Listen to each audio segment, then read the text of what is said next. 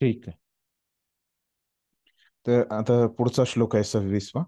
अथ चैनं नित्यजातं नित्यं वा मन्यसे मृतं तथापि त्वं महाबाहो नैनं शोचितुमर्हसि. आता इथं भगवंत काय म्हणताय?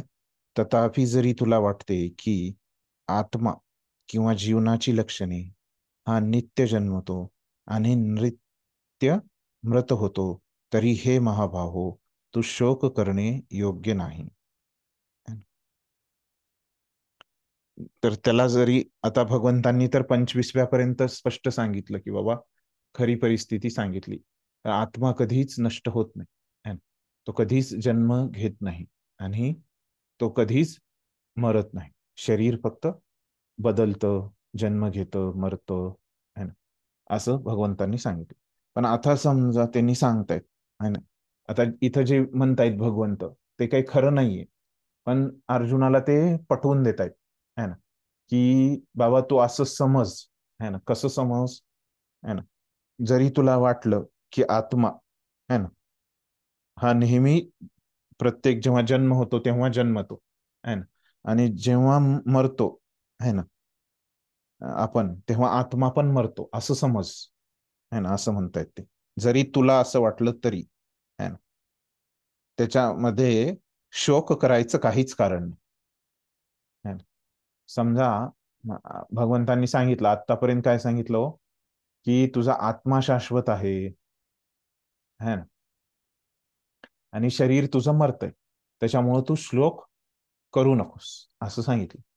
मग आता इथं ते अजून सांगतायत, पुढे जात आहेत त्याच्या, आणि ते सांगतायत की समज तुझा आत्मा पण मरतोय असं आपण मानलं है ना, तरी पण तुला शोक करण्याचं काही कारण नाही. आत्मा जरी मरत असला तरी है ना, शोक करण्याचं काहीच कारण नाही. जसं आपण एखाद्याला एखादा पॉइंट सांगतोय है ना, की बघ तू असं असं केलास तर असं होईल है ना, आणि समजा तू एवढं करू शकला नाहीस है ना, तरी काय तुला शोक करण्याचं, एखाद्या गोष्टीचं जेव्हा महत्व आपण एखाद्याला पटवून सांगतोय तेव्हा आपण काय करतो, समज है ना असं तर होणारच नाही, पण झालं तर है ना काय होईल, तरीही तुला काही नुकसान होणार नाही, तरी तुला त्याच्यात काही दुःख होणार नाही है ना.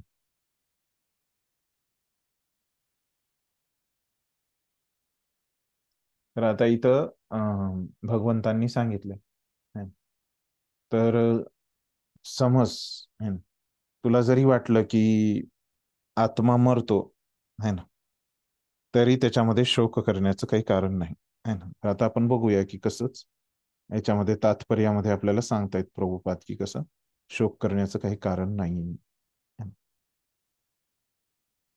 वाचा कोणी पहिला परिच्छेद वाचा.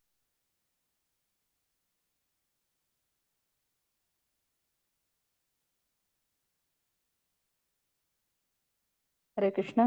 हा हरे वाचा. कृष्णा प्रभुजी, वाचू का मी? हा वाचा वाचा. बौद्ध प्रमाणेच नेहमी तत्वज्ञानी लोकांचा एक आहे जो शरीरात आत्म्याच्या अस्तित्वावर विश्वासच ठेवत नाही. असे दिसून येते की जेव्हा भगवान श्रीकृष्णांनी भगवद्गीता सांगितली तेव्हाही अशा प्रकारचे तत्वज्ञानी अस्तित्वात होते आणि ते लोकायतिक व वैदिक म्हणून मानले जात होते. अशा तत्ववेत्यांचे प्रतिपादन आहे की भौतिक संयोगाच्या एका विशिष्ट परिपक्व स्थितीत जीवनाची लक्षणे होतात. आधुनिक जडवादी वैज्ञानिक तसेच जडवादी तत्वज्ञानी ही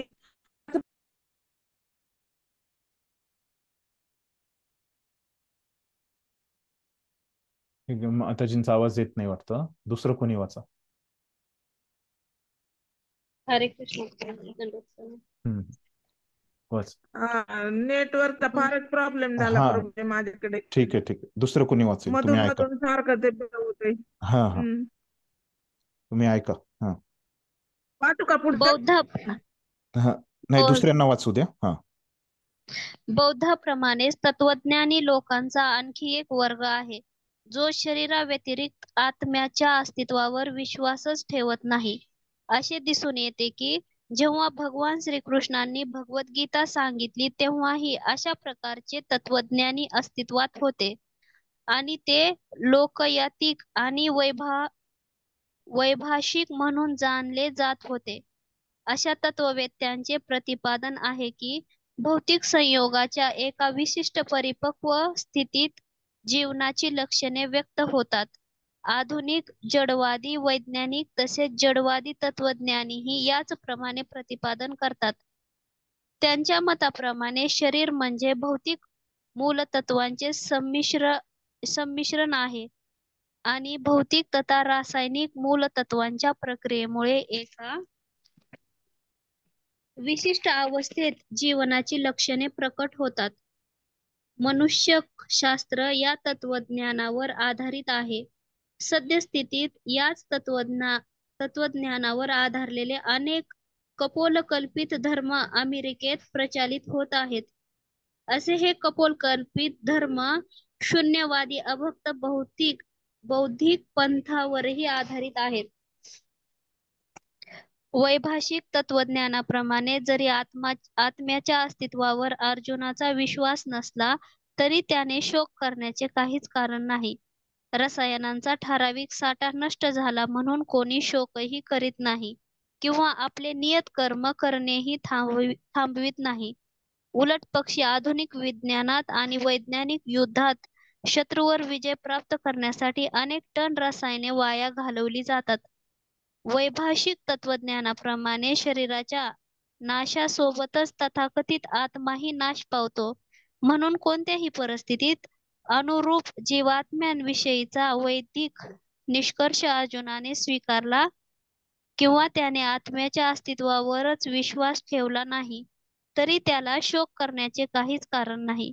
या सिद्धांताप्रमाणे ज्या अर्थी प्रत्येक क्षणी जड द्रव्यांपासून असंख्य जीव उत्पन्न होत आहेत आणि क्षणोक्षणी तितके जीव नष्ट होत आहेत, त्या अर्थी अशा घटनांविषयी दुःखी होण्याची आवश्यकता नाही.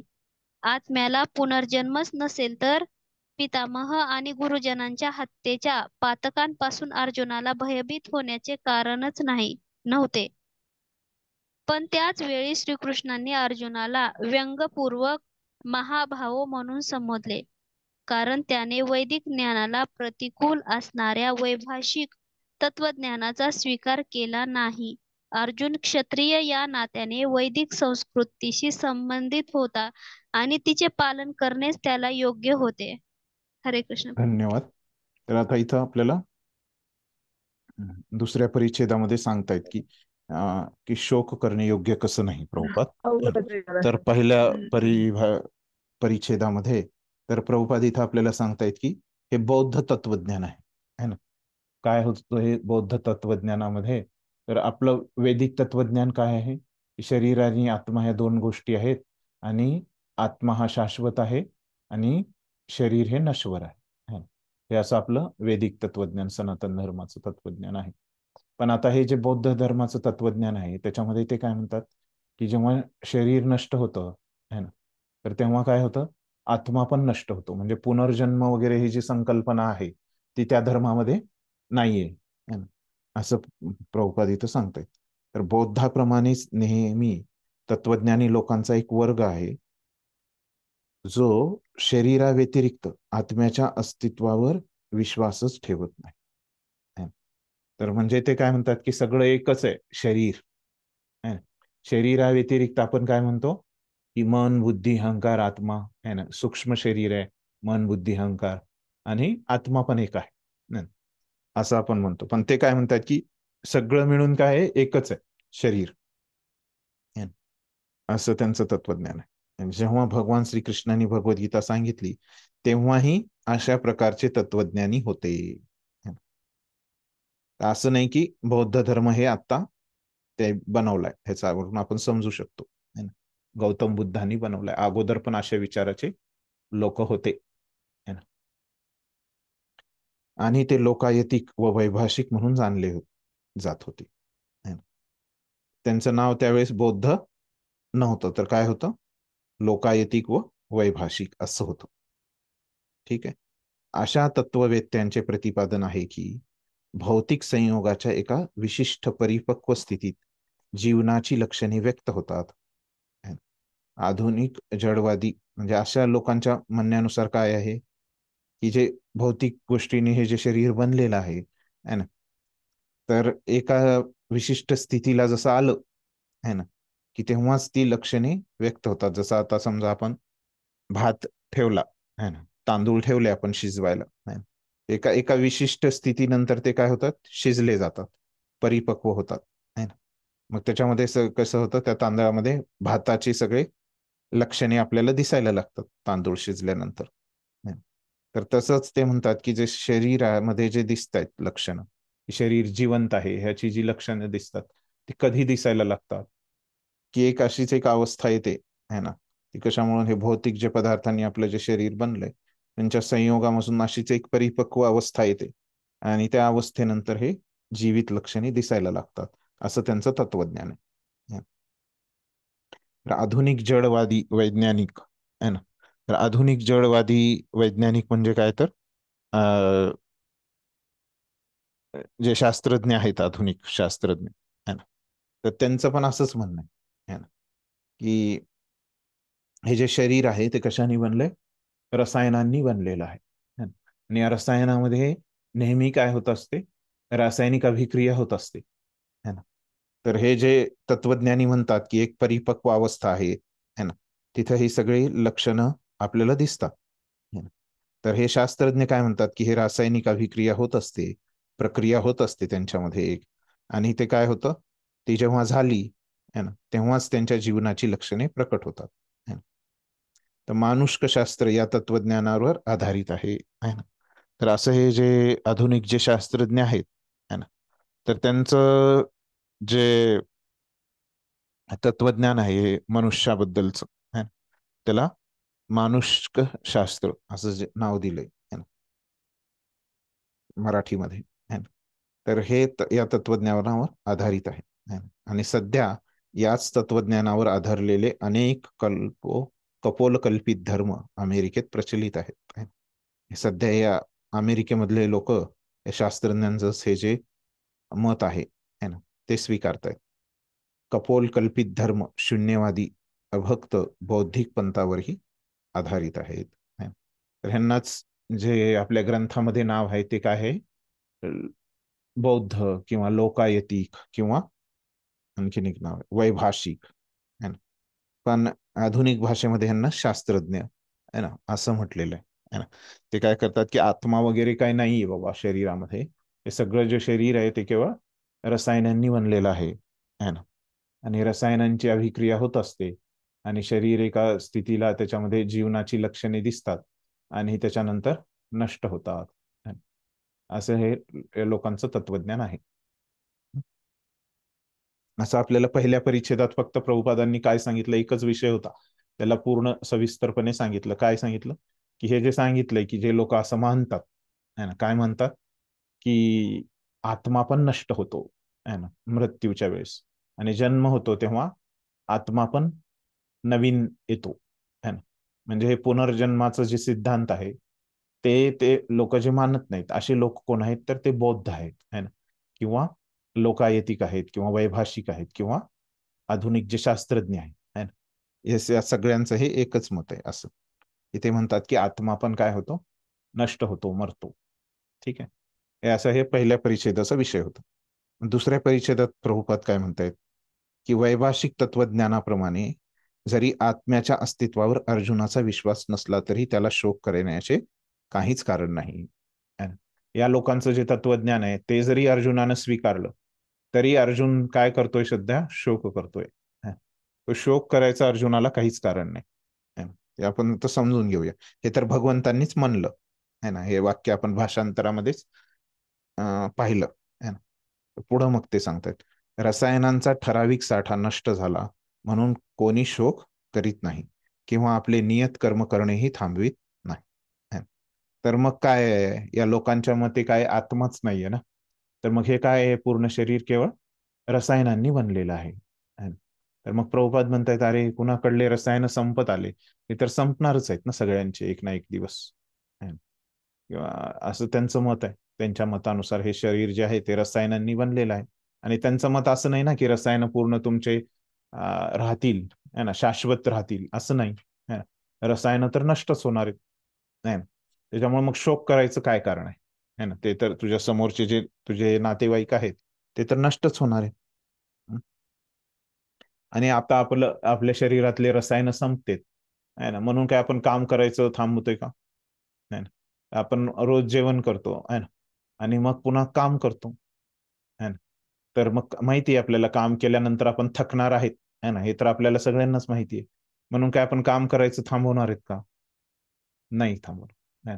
तसंच आपल्या हे लोकांच्या म्हणण्यानुसार काय, त्यांच्या शरीरातले रसायन संपणार आहेत, है ना. मग रसायन जर संपणार असतील तर मग काय कुणी ते आपले कर्तव्य सोडून देतं का? नाही सोडून देत. तर तेच सांगतायत प्रूफ आहे ना. तर उलट काय होतं, आधुनिक विज्ञानात आणि वैज्ञानिक युद्धात शत्रूवर विजय प्राप्त करण्यासाठी अनेक टने रसायने वाया घालवली जातात. तर हे काय करतात, युद्धामध्ये जे रसायनांनी बॉम्ब बनवलेले असतात, जे गोळ्या बनवलेल्या असतात, है ना, हे लोक त्याच्यामध्ये पण रसायने वाया घालवतात.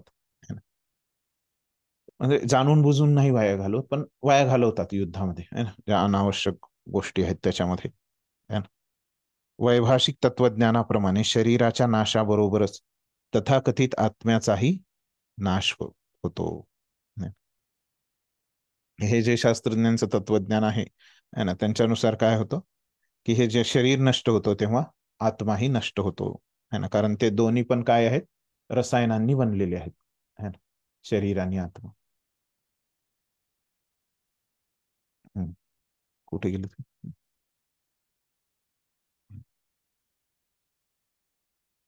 म्हणून कोणत्याही परिस्थितीला अनुरूप जीवात्म्याबद्दलचा वैदिक निष्कर्ष अर्जुनाने स्वीकारला किंवा त्याने आत्म्याच्या अस्तित्वावरच विश्वास ठेवला नाही तरी त्याला शोक करण्याचे काहीच कारण नाही.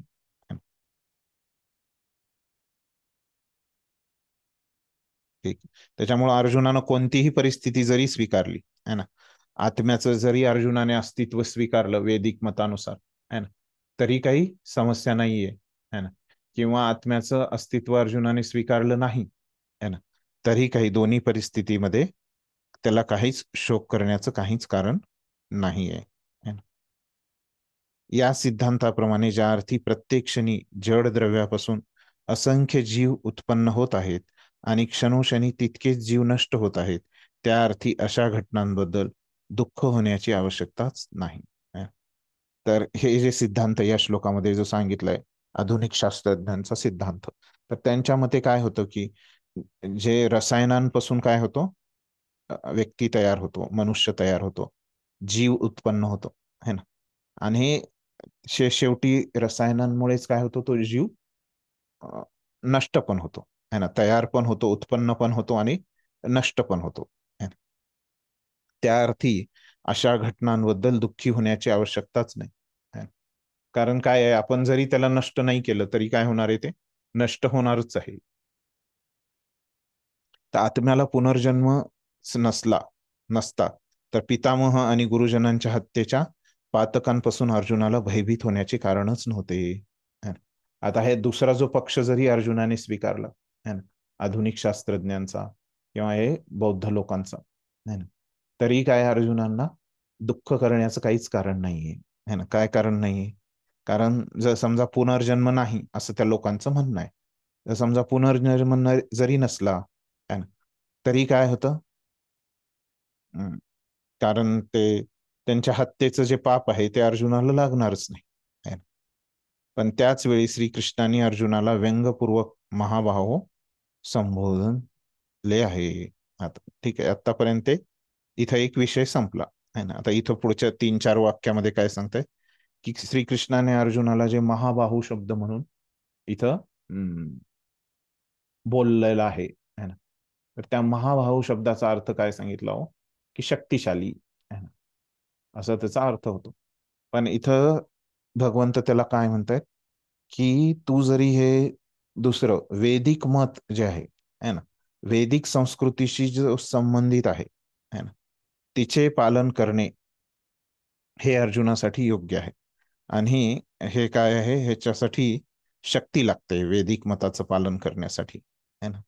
त्याच्यामुळे त्याला महाबाहो म्हटलंय. पण इथं त्याला असं हे व्यंग केलंय, कारण त्याला सांगितलंय की तू हा जो वैदिक संमत जो मार्ग आहे, है ना, जो वैभाषिक तत्वज्ञानांचा आणि लोकायतिकांचा, है ना, तर वेदांच्या विरुद्ध कार्य करण्यासाठी शक्ती नाही लागत, है ना. वेदाप्रमाणे कार्य करण्यासाठी शक्ती लागते. आणि तू महाबाहो आहेस, है ना. त्याच्यामुळे तू वेदांचं जे मत आहे की शरीर आणि आत्मा हे दोन्ही वेगळे आहेत, आणि शरीर नश्वर आहे आणि आत्मा शाश्वत आहे, हे जे आपल्या वैदिक संस्कृतीचं जे मत आहे ते तू स्वीकार कर, है ना, कारण तू शक्तिशाली व्यक्ती आहेस, है ना. तर शक्तिशाली व्यक्तीचं असं हे लक्षण असतं.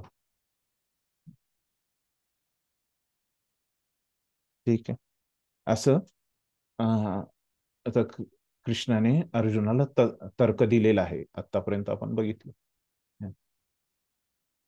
तर हे इथं एक दुसऱ्या तत्वज्ञानांचं त्यांनी मत सांगितलं, है ना. आता 27व्या श्लोकामध्ये पण तसंच आणखीन एका वेगळ्या प्रकारचं तत्वज्ञान कृष्ण सांगतायत इथं, है ना. तर ते काय म्हणतात, जातस्य हि ध्रुवो मृत्युर ध्रुवम जन्म अमृतस्य च तस्माद अपरिहार्थेन त्वम शोचितुम अर्हसी. काय म्हणतायत ते, जो जन्माला आला आहे त्याचा मृत्यू निश्चितच आहे, आणि जो मृत झाला आहे त्याचा जन्म निश्चितच आहे. म्हणून तुझ्या अपरिहार्य कर्तव्य पालनात तू शोक करणे योग्य नाही, है ना. तर दुसऱ्या एक प्रकारचे लोक आहेत, ते म्हणतात की जो जन्मला आहे तो मरणारच आहे, जातस्यहि ध्रुवो मृत्यू, आणि जो मेला आहे त्याचा जन्म निश्चितच आहे, है ना. हे चक्र चालूच राहणार आहे, है ना. हे थोडं मिळतं जुळतं आपल्या वैदिक संस्कृतीसारखंच आहे, है ना. म्हणून तुझ्या अपरिहार्य कर्तव्य पालनात तू शोक करणे योग्य नाही. ठीक आहे, वाचा तात्पर्य, वाचा कोणी. हरे कृष्ण. हा, वाचा. मनुष्याला आपल्या आयुष्यातील कर्मानुसार जन्म घ्यावा लागतो आणि अशा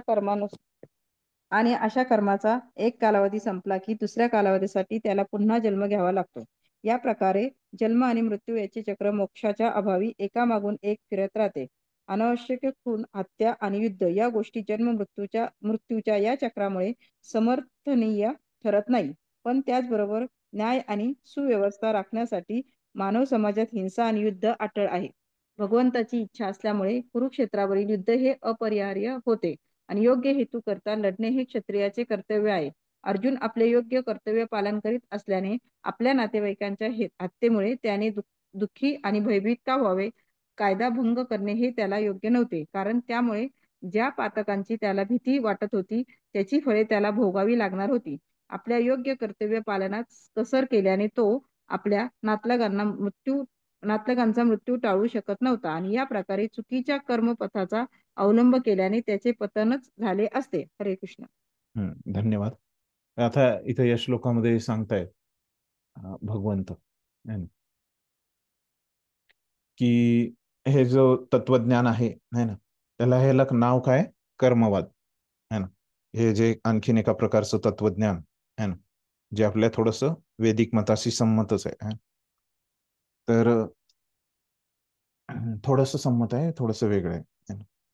तर ह्याला नाव काय आहे, कर्मवाद असं नाव आहे. तर हे लोक काय म्हणतात की हे जे जन्म मृत्यूचं जे चक्र आहे, है ना, हे काय चालूच असतं आणि ह्याला टाळता येत नाही, है ना. आपण काय म्हणतो की टाळता येतं, है ना. तर त्याच्यामुळं तर तो शोक करण्याचं काहीच कारण नाही, है ना. हे जरी तू हे कर्मवाद नावाचं जरी तत्वज्ञान तू स्वीकार केलंस, है ना, तरीही तुला शोक करण्याचं कारण नाही, कारण त्यांचं हे जे चक्र आहे ते तर तू काही थांबवत नाहीस, है ना. त्याच्यामुळे तुझं जे कर्तव्य आहे काय, युद्ध करण्याचं, है ना. म्हणून तुझ्या या अपरिहार्य कर्तव्य पालनात, है ना, तू काय कर, शोक करणे योग्य नाही, है ना. मग हे असं भगवंतांनी सांगितलं अर्जुनाला. ते आता प्रभुपाद आपल्याला काय सांगतायत त्याच्याबद्दल, है ना, की मनुष्याला आपल्या आयुष्यातील कर्मानुसार जन्म घ्यावा लागतो आणि अशा कर्माचा एक कालावधी संपला की दुसऱ्या कालावधीसाठी त्याला पुन्हा जन्म घ्यावा लागतो. है ना. या प्रकारे जन्म आणि मृत्यू यांचे चक्र मोक्षाच्या अभावी एकामागून एक फिरत राहते. है ना. हे चक्र जोपर्यंत आपल्याला मुक्ती मिळत नाही, मोक्ष मिळत नाही, तोपर्यंत चालतच असतं हे चक्र, है ना, जन्म मृत्यूचं चक्र. अनावश्यक खून, हत्या, युद्ध या गोष्टी जन्म मृत्यूच्या या चक्रामुळे समर्थनीय ठरत नाही. पण त्याचबरोबर न्याय आणि सुव्यवस्था राखण्यासाठी मानव समाजात हिंसा आणि युद्ध अटळ आहे. आता मग पुढे प्रभुपाद सांगतायत हे जन्म मृत्यूचं चक्र चालतच राहतं, म्हणून काय आपण कुणाचा पण खून करायचं का, है ना, कुणाची पण हत्या करायची का, आणि म्हणायचं की काय जन्म मृत्यूचं चक्र चलतच राहते, है ना, त्याचा खून करायचा आणि म्हणायचं की मी तर त्याला मारलं ते काही वाईट नाही झालं कारण त्याला दुसरा जन्म मिळणार, है ना, असं नाही, है ना. तर असं जरी असलं की जन्म मृत्यूचं चक्र चालू जरी असलं तरी अनावश्यक खून, हत्या, है ना, युद्ध या गोष्टी आपण केल्या नाही पाहिजेत, है ना. तर मग काय केलं पाहिजे, जसं कायदा आणि सुव्यवस्था ठेवण्यासाठी, है ना, तर हिंसा तर आवश्यकच आहे, है ना, नाहीतर मग कायदा आणि सुव्यवस्था राहत नाही, है ना, या जगामध्ये. युद्ध अटळ आहे पण अनावश्यक पद्धतीने आपण ते केलं नाही पाहिजे असं सांगतायत पुढच्या ह्याच्यामध्ये. त्याचा फायदा नाही घेतला पाहिजे, अनावश्यक गोष्ट आहे म्हणून. तर भगवंतांची इच्छा असल्यामुळे कुरुक्षेत्रावरील युद्ध हे अपरिहार्य होते आणि योग्य हेतूकरिता लढणे हे क्षत्रियांचे कर्तव्य आहे. हे जे युद्ध व्हावं असं भगवंतांची इच्छा होती. का बरं? कारण खूप अधर्म वाढला होता या पृथ्वीवर. ह्या अधर्मिक राजांचा विनाश हा भगवंतांना करायचा होता. तर त्यासाठी हे एक युद्ध एक काय होतं, माध्यम होतं. त्याच्यामधून जे अधर्मिक राजा आहेत त्यांचा विनाश होणार होता. तर हे युद्ध जे होतं अपरिहार्य होतं आणि हे योग्य हेतूकरिता होतं, है ना, अधर्माचा विनाश करण्याकरिता होतं आणि ते क्षत्रियांचं कर्तव्यच असतं असं अधर्माचं विनाश करणं. अर्जुन आपले योग्य कर्तव्य पालन करीत असल्याने आपल्या नातेवाईकांच्या हत्येमुळे त्याने दुःखी आणि भयभीत का व्हावे. अर्जुन तर व्यवस्थित आपलं कर्तव्य पालन करतोय, तर त्याच्यामुळे त्याला आपल्या नातेवाईकाच्या हत्येबद्दल दुःखी आणि भयभीत होण्याचं काहीच कारण नव्हतं, है ना, कारण त्यानं त्याचं कर्तव्य केल्यामुळं त्याचं भविष्य काय होतं, उज्ज्वल होतं. कायदा भंग करणे हे त्याला योग्य नव्हते, कारण ज्यामुळे ज्या पातकांची त्याला भीती वाटत होती त्याची फळे त्याला भोगावी लागणार होती. अर्जुनाचं जे कर्तव्य होतं असं की दुसऱ्यांची रक्षा करणं, योग्य कारणासाठी युद्ध करणं, समाजाची सुव्यवस्था ठेवण्यासाठी युद्ध करणं, हे त्याचं कर्तव्य होतं. तर त्याच्यामध्ये जर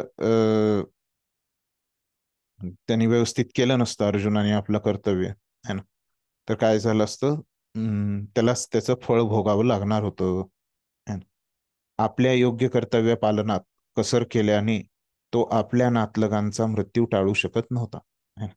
तर त्याच्यावर जर त्याने आपले कर्तव्य पालन जर सोडून दिलं असतं, है ना, तरी काय झालं असतं, त्याच्या नातलगांचा मृत्यू होणारच होता. कारण काय, जातस्यही ध्रुव मृत्यू, ज्याचा जन्म झालाय त्याचा मृत्यू होणारच आहे. की फक्त एवढंच आहे की त्यांचा जो मृत्यू झाला असता अर्जुनाच्या हातून नसता झाला आणि पुन्हा झाला असता, आणखी थोड्या वेळाने झाला असता, पण झालाच असता. त्याच्यामुळं अर्जुनाला काही शोक करण्याचं कारण नाहीये. कारण हे जे कर्मवाद तत्वज्ञान आहे ते काय सांगते की जन्मलेला प्रत्येक व्यक्ती मरणारच आहे. तर ते जर खरं असेल, तू जर हे या प्रकारचं तत्वज्ञान जर स्वीकारलास तर काय होईल की तरी तुझे नातलग मरणारच आहेत. पण या तत्वज्ञानानुसार काय, जर तू कर्तव्य पालन सोडलंस तर काय होईल, तुझ्यासाठी ते चांगलं नाहीये, त्याची फळे तुला भोगावी लागणार आहेत असं ते म्हणतात. या प्रकारे चुकीच्या कर्मपंथाचा अवलंब केल्यामुळे त्याचे पतनच झाले असते.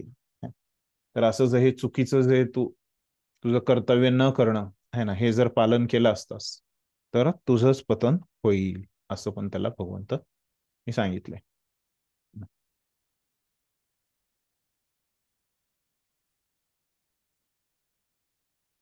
तर आता 28व्या श्लोकामध्ये मग ह्याचा निष्कर्ष देत आहे. तर 25व्या पर्यंत त्यांनी वैदिक संस्कृती सांगितली आपली, 26व्यामध्ये लोकायतिक आणि वैभाषिकचे सांगितलं, बौद्धांचं सांगितलं, 27व्यामध्ये काय सांगितलं, आपल्या कर्मवाद सांगितलं. तर 28व्यामध्ये तेच आता हे सगळ्यांचा निष्कर्ष देत आहे. काय आहे निष्कर्ष बघूत आपण.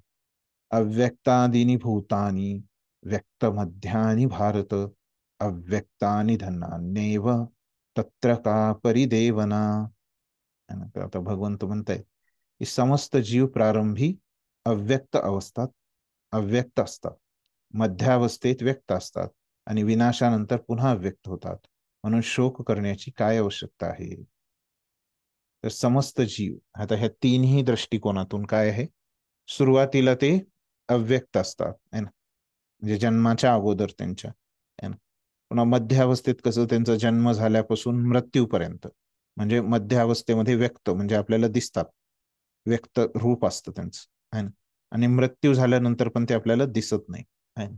या तिन्ही प्रकारच्या तत्वज्ञानामध्ये हे समान आहे की जन्माच्या अगोदर ते आपल्याला नाही दिसत है ना, मृत्यूच्या नंतर नाही दिसत, आणि मधल्या काळात ते दिसतात.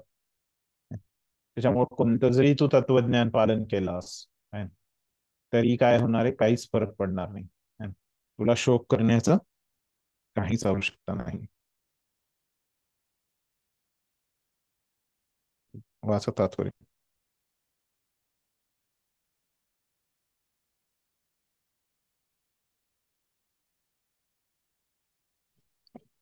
आत्म्याच्या अस्तित्वावर विश्वास ठेवणारे आणि आत्म्याच्या अस्तित्वावर विश्वास न ठेवणारे असे तत्ववेत्यांचे दोन वर्ग जरी मानले तरी दोहांच्या दृष्टीने हे शोक करण्याचा प्रश्न उद्भवत नाही.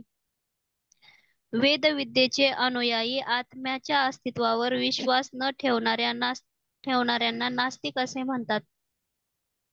तरीही केवळ वादविवादाकरिता हा नास्तिकवादी सिद्धांत आपण स्वीकारला तरी शोक करण्याचे काहीच कारण नाही. आत्म्याच्या स्वतंत्र अस्तित्व सोडले तर भौतिक तत्वे ही सृष्टीच्या निर्मिती पूर्वी अप्रकटच राहतात. ज्याप्रमाणे आकाशातून वायू उत्पन्न होतो, वायूपासून अग्नी, अग्नीपासून जल आणि जलापासून पृथ्वी उत्पन्न होते, त्याप्रमाणे अव्यक्ताच्या या सूक्ष्म अवस्थेतून व्यक्त अवस्था उत्पन्न होते. पृथ्वीपासून विविध प्रकारचे प्रकटीकरण होते.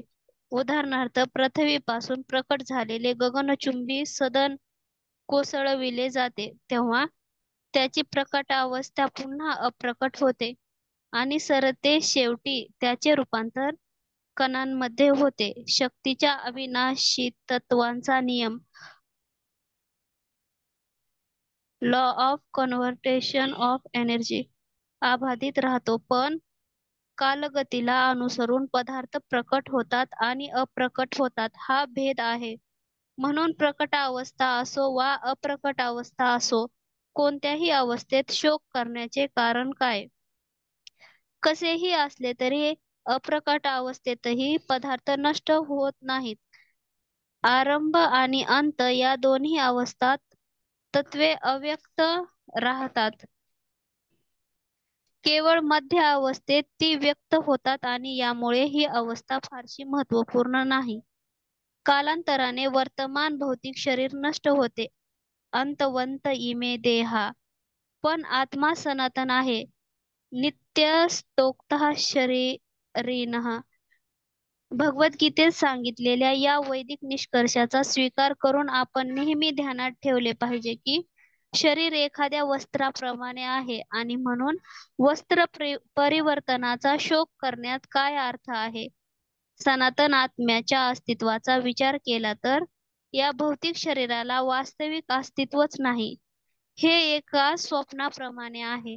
स्वप्नामध्ये आपल्याला वाटेल की आपण आकाशात उडत आहोत किंवा एखाद्या राजाप्रमाणे रथामध्ये विराजमान आहोत. तथापि जागे झाल्यावर आपण पाहतो की आपण आकाशातही नाही किंवा रथामध्येही नाही. भौतिक शरीराला वास्तविक अस्तित्व नाही. या आधारावर वैदिक ज्ञान आत्मसाक्षात्कार प्राप्तीला प्रोत्साहन देते. म्हणून मनुष्याचा विश्वास आत्म्याच्या अस्तित्वावर असो वा नसो, त्याने शरीराच्या विनाशासाठी शोक करण्याचे काहीच कारण नाही. धन्यवाद. तर ह्याचं मी जसं तुम्हाला सांगितलं की दोन्ही प्रकारचे जे तत्वज्ञान आहेत है ना, कोणते, की एक तत्वज्ञान ज्याच्यामध्ये अस्तित्व कशाचं, आत्म्याचं आहे ना, आत्म्याचं अस्तित्व लोक मानतात, आणि एका तत्वज्ञानामध्ये आत्म्याचं अस्तित्व मानतच नाही है ना. तर अशा या दोन्ही तत्वज्ञानांना कोणतंही जरी तत्वज्ञान अर्जुनाने स्वीकारलं तरी त्याला शोक करण्याची काहीच आवश्यकता नाही है ना. एवढं जरी तुम्हाला समजलं है ना, तरी हा श्लोक पूर्ण समजल्यासारखा आहे है ना. तरी आपण हे विस्तारानं प्रभुपादांनी जे दिले ते आपण समजून घेऊया. तर आता इथं प्रभुपाद आपल्याला काय म्हणतायत की आत्म्याच्या अस्तित्वावर विश्वास ठेवणारे आणि आत्म्याच्या अस्तित्वावर विश्वास न ठेवणारे है ना, हे पहिला आणि हे दुसरा है ना, असे दोन वर्ग आहेत है ना. कोणते दोन वर्ग आपण पाहिलं, तर ह्या दोघांच्याही दृष्टीने, दोहोंच्या दृष्टीने शोक करण्याचा प्रश्नच उद्भवत नाही. काय आत्म्याच्या अस्तित्वावर विश्वास न ठेवणाऱ्या वेदविद्येचे अनुयायी नास्तिक असे म्हणतात. ज्यांच्या आत्म्याच्या अस्तित्वावर विश्वास आहे त्यांना आस्तिक, आणि ज्यांचा नाही त्यांना नास्तिक. तरीही केवळ वादविवादाकरिता तर असं जर आहे ना की आस्तिक आणि नास्तिक, खरं तर काय आत्म्याचं अस्तित्व आहे ना. मग भगवंत काय म्हणतात की आत्म्याचं अस्तित्व नाही असं जरी तू स्वीकारलास है ना, तर इथं काय करतायत भगवंत, त्याला समजून सांगतायत है ना, वादविवाद करतायत, युक्तिवाद करतायत है ना. त्याच्यामुळे अशा प्रकारचे तत्वज्ञान भगवंतांनी इथं सांगितले है ना. भगवंतांना असं नाही सांगायचं की आत्म्याचं अस्तित्व नाही है ना. अर्जुनाला समजून सांगण्यासाठी त्यांनी काय केलं, इथं ग्रहित धरले है ना.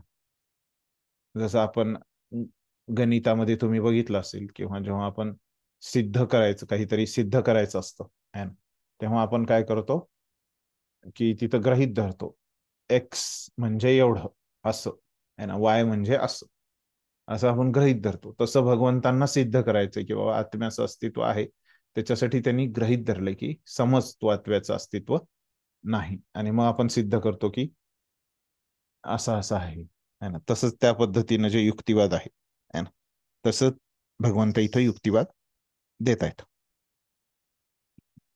तर आत्म्याचे स्वतंत्र अस्तित्व सोडले तर भौतिक तत्वेही सृष्टीच्या निर्मितीपूर्वी अप्रकटच असतात. आत्म्याचं अस्तित्व आता आपण त्याचा विचार सोडला आपण है ना, तर काय आहे, सगळे जे तत्व आहेत है ना, भौतिक सृष्टी जे आहे ते तिच्या निर्मितीच्या पूर्वी, जन्माच्या पूर्वी काय असते, अप्रकटच असते है ना. ते सांगतात की हे कसं सृष्टी जी होती पहिल्यांदा अप्रकट अवस्थेमध्ये होती है ना. हे सगळं तुम्हाला भागवतम मध्ये शिकायला भेटेल है ना, की आकाशातून वायू उत्पन्न होतो, वायूतून अग्नी होतो, अग्नीपासून जल, जलापासून पृथ्वी उत्पन्न होते. त्याचप्रमाणे अव्यक्ताच्या या सूक्ष्म अवस्थेतून व्यक्त अवस्था उत्पन्न होते. तर सगळं काही सुरुवातीला जन्माच्या अगोदर अव्यक्त असतं है ना. अव्यक्त असतं म्हणजे ही कशी आहे, सूक्ष्म अवस्था. जसं आपलं हे सूक्ष्म शरीर असतं है ना, ते कसं असतं, अव्यक्त असतं. सूक्ष्म शरीर दिसतं का हो आपल्याला, नाही, ते व्यक्त नसतं है ना, ते त्याच्यामुळे त्याला सूक्ष्म म्हटलं जातं. ज्या गोष्टी अव्यक्त असतात त्या कशा असतात, सूक्ष्म असतात है ना. तर ह्या अव्यक्त सूक्ष्म अवस्थेतून काय होतं, व्यक्त अवस्था उत्पन्न होते.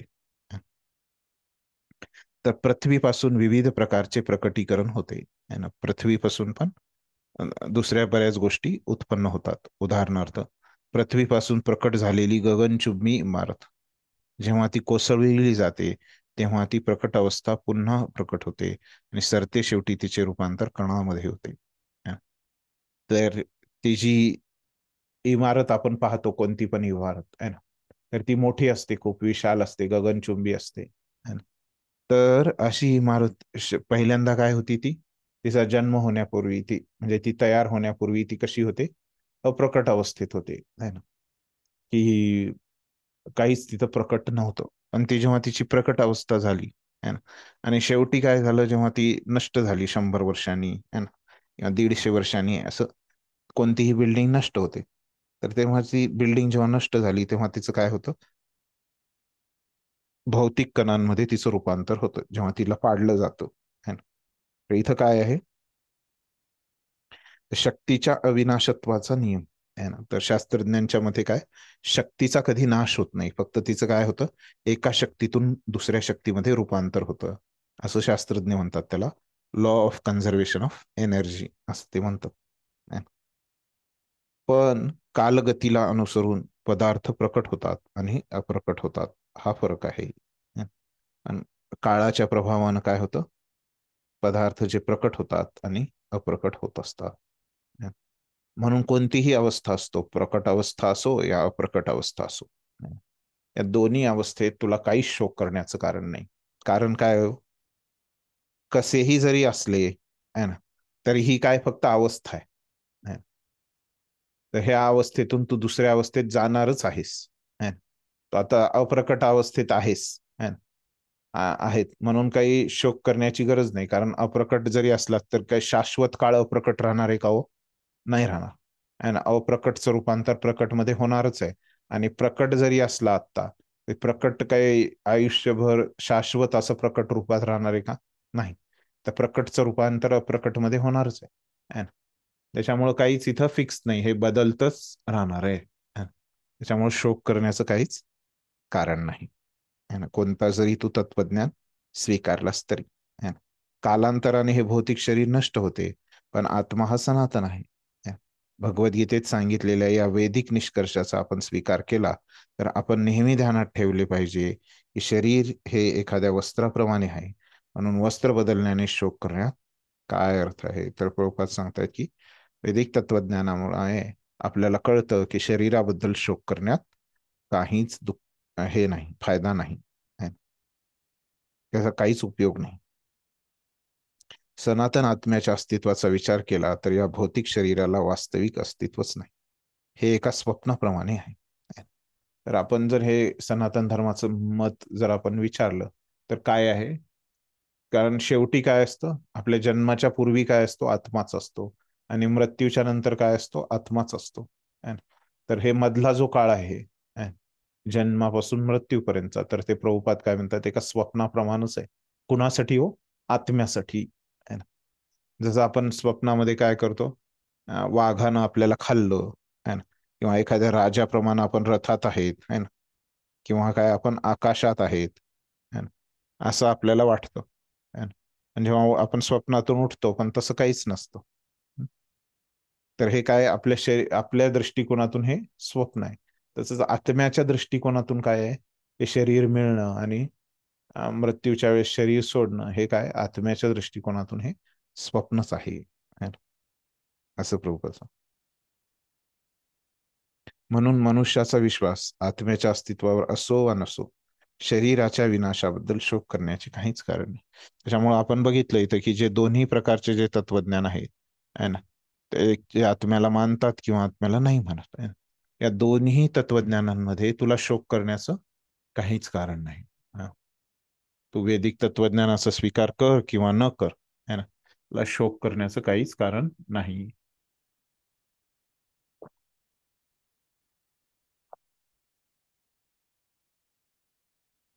ठीक आहे. असं म्हणून भगवंत काय करतायत तिथं, अर्जुनाशी युक्तिवाद करतायत. असं करत असताना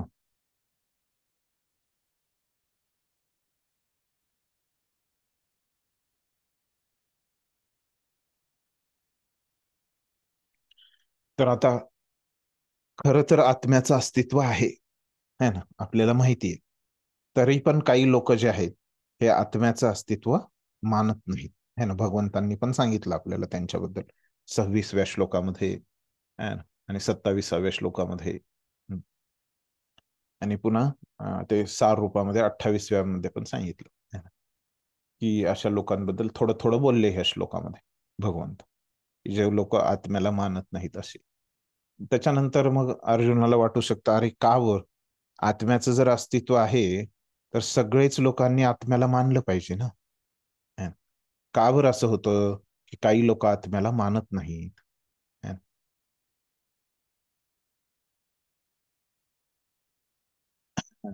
का बरं असं होतं? कारण काही लोक ते आत्म्याबद्दलचं जे अं, आत्म्याला समजणं हे खूप आश्चर्यकारक आहे, है ना. कारण आत्मा हा खूप आश्चर्यकारक आहे. नाही. तर त्या आत्म्याचं हे एक लक्षण आहे की ते खूप आश्चर्यकारक आहे. आणि ह्या लक्षणामुळं काय होतं की काही लोक मोहित होतात, है ना. हे आत्म्याचं जे आश्चर्यकारक स्वभाव आहे, है ना, तर त्यांच्या मनामध्ये काय होतं की मोह निर्माण होतो, है ना. आणि त्याच्यामुळे ते अशा निष्कर्षावर येतात की काय आहे, आत्म्याचं अस्तित्वच नाही, है ना. तर या आत्म्याच्या स्वभावामुळं ते लोक अशा निर्णयावर येतात, काही लोक, है ना.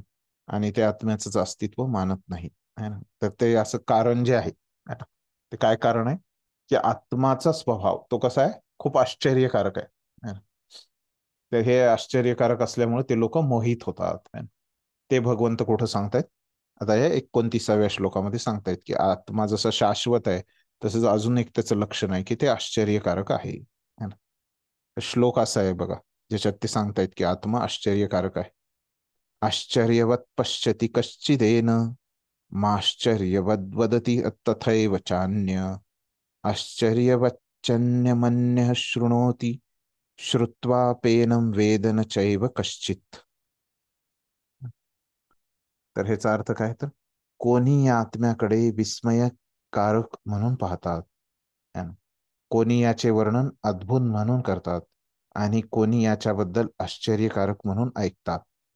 परंतु दुसरे असे आहेत की जे याच्याबद्दल ऐकल्यावरही याला मुळीच जाणू शकत नाहीत.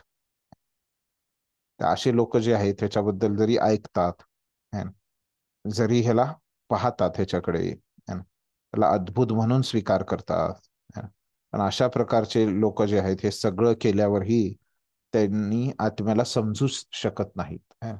त्याच्यामुळे ते काय करतात, समजूच शकत नसल्यामुळं ते म्हणतात की आत्म्याचं अस्तित्वच नाहीये, है ना. असं भगवंतांनी इथं सांगितलंय की काही लोक कशामुळं आत्म्याच्या अस्तित्वाला नकार देतात, है. कारण ते समजूच शकत नाहीत आत्म्याच्या अस्तित्वाबद्दल. वाचत तात्पर्य.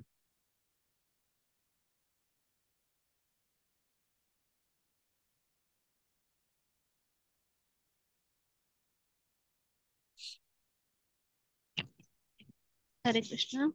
हा वाच.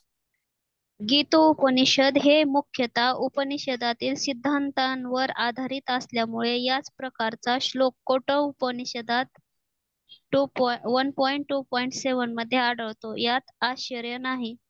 श्रवणयापि बहुभिर्यो न लभ्य शृण्वन्तोऽपि बहवो येन विद्यु. आश्चर्यवक्ता कुशलोस्य लब्धा आश्चर्यस्य ज्ञाता कुशलानुशिष्टः. एका महाकाय प्राण्यांच्या शरीरात, एखाद्या प्रचंड वटवृक्षात आणि 1 इंच भूमीवर असणाऱ्या कोट्यावधी जीवजंतूंमध्येही आत्मा असणे ही गोष्ट निश्चितच आश्चर्यकारक आहे. आदिजीव ब्रह्मदेवांना ज्ञान देणाऱ्या सर्वश्रेष्ठ प्रामाणिक अधिकारी भगवंतांनी जरी या आत्म्याचे वर्णन केले तरी अल्पज्ञ आणि अतपस्वी लोक अनुरूप आध्यात्मिक स्फुल्लिंगाचे विस्मयकारक गुण समजू शकत नाहीत. पदार्थाविषयीच्या स्थूल जडवादी संकल्पनेमुळे या युगातील बहुतेक लोक हा सूक्ष्म कण एकाच वेळी महान आणि सूक्ष्म कसा असू शकतो हे समजू शकत नाहीत. वास्तविकपणे आत्म्याच्या स्वरूपामुळे किंवा वर्णनामुळे लोक त्यांच्याकडे आश्चर्यकारक म्हणून पाहतात. भौतिक शक्तीने मोहित झाल्यामुळे ते इंद्रिय तृप्तीमध्ये इतके मग्न असतात की आत्मज्ञानाप्राप्तीसाठी त्यांच्याकडे अत्यंत अल्प वेळ असतो. जीवनार्थ संघर्षामध्ये आत्मज्ञानविरहित सर्व कार्य व्यर्थ ठरतात. ही वस्तुस्थिती आहे. भौतिक दुःखातून सुटण्यासाठी मनुष्याने आत्म्याचा विचार करणे आवश्यक आहे, याची कदाचित लोकांना कल्पनाही नाही. आत्म्याविषयी श्रवण करण्यासाठी इच्छुक असणारे काही लोक सत्संगामध्ये प्रवचने ऐकतही असतील, परंतु ते अज्ञानावश असल्यामुळे काही वेळा आत्मा आणि परमात्मा यांच्या परिणामातील भेद न जाणता ते एकच आहेत या समजुतीद्वारे त्यांची दिशाभूल केली जाते. परमात्म्याचे स्वरूप, आत्म्याचे स्वरूप, त्यांचे कार्य तसेच त्यांच्या परस्परातील संबंध यांचे पूर्ण ज्ञान असणारी व्यक्ती आढळणे अत्यंत कठीण आहे. आत्मज्ञानामुळे होणारा वास्तविक लाभ आणि आत्म्याचे स्वरूप विविध मार्गाने समजावून सांगू शकणारा मनुष्य सापडणे हे त्याच्यापेक्षाही दुस्तर आहे. पण जर एखादा मनुष्य कोणत्याही प्रकारे आत्मज्ञान जाणू शकला तर त्याचे जीवन सफल होते. आत्म्यासंबंधीचे ज्ञान जाणण्याचा अत्यंत सोपा मार्ग म्हणजे सर्वश्रेष्ठ प्रामाणिक अधिकारी भगवान श्रीकृष्ण यांनी भगवद्गीतेत सांगितलेल्या उपदेशांचा इतर सिद्धांतामुळे विचलित न होता स्वीकार करणे हा होय. कृष्णांचा पुरुषोत्तम श्री भगवान म्हणून स्वीकार करण्यापूर्वी मनुष्याने या जन्मात किंवा पूर्वजन्मात महान अशी तपस्या आणि त्याग करणे अत्यावश्यक आहे. तथापि श्रीकृष्णांना याप्रमाणे जाणणे केवळ शुद्ध भक्ताच्या अहैतुकी कृपेने शक्य आहे आणि अन्य कोणत्याही उपायाने नाही. हरे कृष्ण. धन्यवाद. तर आता इथं आपल्याला आपण बघितलं भाषांत. प्रभुपाद आपल्याला काय सांगतायत बघूया. तर सुरुवातीला ते सांगतायत की गीतोपनिषद है ना, कुणाचं नाव आहे वो गीतोपनिषद?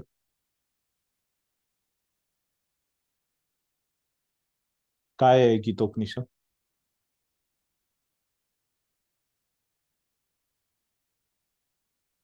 भगवद्गीतेचं नाव आहे.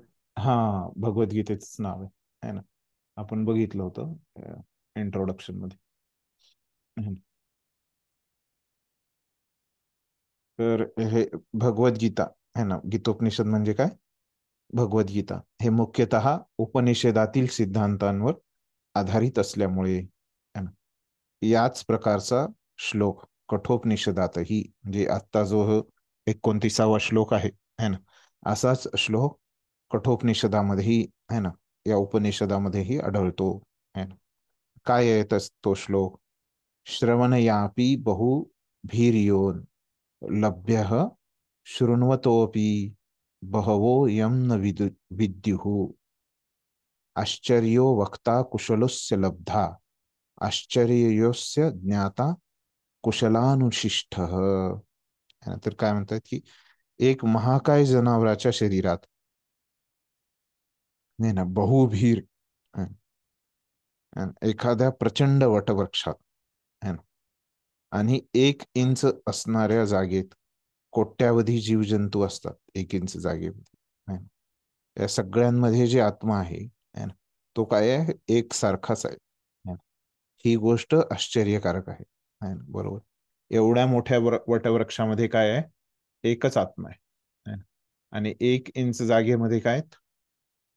कोट्यावधी जीवजंतू आहेत है ना. आणि एक मोठं जनावर आहे किंवा मोठा मासा असतो समुद्रामध्ये है ना. तर ह्या सगळ्यांच्या मध्ये काय आहे? एकच आत्मा आहे. हे सगळं आश्चर्यकारक आहे. म्हणजे ते आत्मा केवढा आहे. तर आदिजीव ब्रह्मदेवाला ज्ञान देणाऱ्या सर्वश्रेष्ठ प्रामाणिक ज्ञान अधिकारी भगवंतांनी जरी आत्म्याचे वर्णन केले तरी अल्पज्ञ आणि अतपस्वी लोक अनुरूप आध्यात्मिक स्फुल्लिंगांचे विस्मयकारक गुण समजू शकत नाही है ना. भगवंतांनी जरी ह्याचं वर्णन केलं है ना, म्हणजे काय, कितीही चांगला शिक्षक असला है ना, तर भगवंत काय आहेत? भगवंतांपेक्षा कोणता चांगला शिकवणारा असू शकतो का हो? है ना, नाही, नसू शकतो है ना. तर भगवंतच हे सगळ्यात चांगले शिक्षक आहेत. तर भगवंतांनी जरी ह्या आत्म्याचं ते काय करतायत, आता इथं इथं वर्णन कोण करतंय? भगवंत स्वतः करतायत है ना. आणि काय करतायत? आत्म्याला आश्चर्यकारक असं ते म्हणतायत भगवंत. असं जरी कितीही चांगल्या शिक्षकांनी जरी याचं वर्णन केलं तरी काय आहेत? असे काही अल्पज्ञ म्हणजे कमी जाणणारे आणि अतपस्वी म्हणजे तपस्या न करणारे है ना, जे विद्यार्थी आहेत है ना, जे लोक आहेत है ना, तर हे अनुरूप आध्यात्मिक स्फुल्लिंगांचे विस्मयकारक गुण समजू शकत नाही है ना. तर भगवंत जरी इथं वर्णन करतायत एवढ्या चांगल्या पद्धतीनं है ना, भगवंताने एवढं चांगल्या पद्धतीने कोणीच समजावून नाही सांगू शकत है ना, तरी सुद्धा है ना, जे लोक तपस्या नाही करत है ना, आणि दुसरं काय सांगितलं की जे अल्पज्ञ आहेत ते काहीच जाणत नाहीत है ना, तर अशा लोकांना काय आहे, हे आत्म्याचे जे गुण आहेत इथं भगवंत सांगतायत. इथं एक गुण सांगितला भगवंतांनी, काय हा आश्चर्यकारक आहे गुण आत्म्याचा है ना. हा आश्चर्यकारक गुण आहे ना, तर हे समजू शकत नाही है ना, असं अशा लोकांना असं सांगतायत प्रभुपाद. पदार्थाबद्दलच्या स्थूल जडवादी संकल्पनेमुळे या युगातील बहुतेक लोक हा सूक्ष्म कण एकाच वेळी महान आणि सूक्ष्म कसा असू शकतो हे समजू शकत नाहीत. काय अडचण येते लोकांना हे समजण्यासाठी, तर त्यांना असं वाटतं की हे मोठ्या झाडामध्ये किंवा मोठ्या एका प्राण्यामध्ये आहे ना, जो आत्मा आहे तो एवढा मोठा असतो आणि मग तोच काय होतो, जसं एखाद्या किड्यांमध्ये वगैरे येतो, तर ते काय असतात, ती 1 इंच जागेमध्येच खूप सारे लाखो करोड किडे राहतात है ना. खूप साऱ्या मुंग्या है ना, एकाच ठिकाणी तुम्ही बघता है ना, लाखो हजारो मुंग्या एकाच ठिकाणी राहतात है ना. एवढे म्हणजे लहान लहान आहे है ना, एवढे सारे जे डास असतात है ना, ते एका पाण्याच्या एका थोड्याशा डबक्यामध्येच किती तरी डास राहतात है ना. तर ह्या सगळ्या गोष्टी कशा होत आहेत है ना, तर हे सगळं आश्चर्यकारक आहे. हे समजू शकत नाहीत लोक. वास्तविक आत्म्याच्या स्वरूपामुळे किंवा वर्णनामुळे लोक त्याच्याकडे आश्चर्यकारक म्हणून पाहतात आणि मग ते कसं आत्म्याला हे सगळे आश्चर्यकारक असं म्हणून त्याच्याकडे बघतात. भौतिक शक्तीने मोहित झाल्यामुळे ते इंद्रिय तृप्तीमध्ये इतके मग्न असतात की आत्मज्ञान प्राप्तीसाठी त्यांच्याकडे अत्यंत अल्प वेळ असतो. आता मग आणखीन एक दुसऱ्या प्रकारचे जे लोक आहेत की काय आहेत, ते त्यांच्याकडे वेळच नसतो ह्या आत्म्याबद्दल ऐकण्यासाठी. खूपच कमी वेळ असतो. जीवनार्थ संघर्षामध्ये आत्मज्ञान विरहित सर्व कार्य व्यर्थ ठरतात, ही वस्तुस्थिती आहे. तर खरं काय आहे हो, जर तुम्ही सगळं जीवनात प्राप्त केलं पण हे आत्म्याचं ज्ञानच प्राप्त नाही केलं तर काय आहे, सगळं व्यर्थ आहे. तसं ह्या लोकांचं सगळं व्यर्थ असतं. ते सगळं काही असतं त्यांच्या जीवनात है ना, जे की एखाद्या व्यक्तीला पाहिजे, पण काय आत्मज्ञानच नसतं. ते सगळं काही त्या व्यक्तींकडे जे आहे है ना, ज्या सुखसुविधा आहेत, सगळे नातेवाईक आहेत, संबंध आहेत है ना, ते काय होतात, सगळेच व्यर्थ ठरतात. भौतिक दुःखातून सुटण्यासाठी मनुष्याने आत्म्याचा विचार करणे आवश्यक आहे, याची कदाचित लोकांना कल्पनाही नाही है ना. आपण विचार करू शकतो, आपल्याला अगोदर हे इस्कॉनशी आपला संपर्क येण्याच्या अगोदर है ना, आपण पण असेच होतो है ना, की आपल्याला पण काय माहितीच नव्हतं की आपण कधी आत्म्याचा विचारच नसता केला है ना, आणि आपल्याला पण कधी याची कल्पनाही राहिली नसती है ना, की असा आत्मा आहे है ना, असं आत्म्याचं ज्ञान भगवद्गीतेत सांगण्यात आलं आहे है ना. तर पुढं सांगतायत प्रभुपाद, आत्म्याबद्दल श्रवण करण्यासाठी इच्छुक असणारे काही लोक सत्संगामध्ये प्रवचन ऐकतही असतील, परंतु काही वेळा अज्ञानवश आत्मा आणि परमात्मा यांच्या परिमाणातील भेद न जाणता ते एकच आहेत या समजुतीद्वारे त्यांची दिशाभूल केली जाते. आता काही लोकांकडे तर वेळ नाही, पण काही लोक वेळ काढतात है ना, त्यांना वाटतं की आपण हे आत्म्याबद्दल ऐकलं पाहिजे आणि ते प्रवचनाला पण येतात, पण प्रवचनामध्ये काय होतं, त्यांना चुकीचं सांगितलं जातं है ना. तर प्रवचनामध्ये त्यांना काय सांगितलं जातं, आपण काय सांगतो, आत्मा काय आहे, आपण सांगितलं अणु आहे है ना, आणि परमात्मा काय आहे,